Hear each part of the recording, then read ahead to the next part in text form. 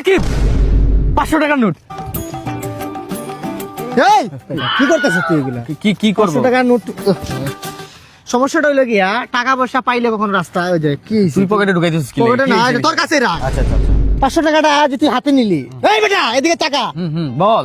এই 500 টাকা হাতে নেওয়ার কোনো রাইট আছে আমাদের? না না, রাইট নেই। এটা কার হইতে পারে টাকাটা, কত তুই? কোন গরিব মানুষের হইতে আর পারে। যদি আমি যদি বলি কোন এক মায়ের অপারেশনের টাকা এটা, আমি যদি বলি কোন এক রিক্সা ড্রাইভারের টাকা এটা, হইতে পারে। আমি যদি বলি কোন এক চিকিৎসার এই 500 টাকার জন্য আটকা গেছে, সে হয়তো বাইকে যেত, আমি যদি বলি ওই মানুষের এই টাকাটা। হইতে পারে। আমরা স্কুলে যে কি শিক্ষা নিছিলাম? কি শিক্ষা নিছিলাম? কি শিক্ষা নিছিলাম? যে রাস্তায় কোনো কিছু পাইলে যেন স্কুল বাদ দে, মা বাবার উপর আর কোনো শিক্ষা আছে? না, না, আর কি। মা বাবা কি শিখাইছে? শিখাইছে যে রাস্তাঘাটে মানে কিছু যদি পাই আমরা তাইলে হাতে নিব না আর কি। তবে একটা উপায় আছে। আমি এই জায়গায় যদি রাখোস কোনো চুটবাট পাড়া এসে যদি নিয়ে জায়গা, তখন কি করবি? Exactly right.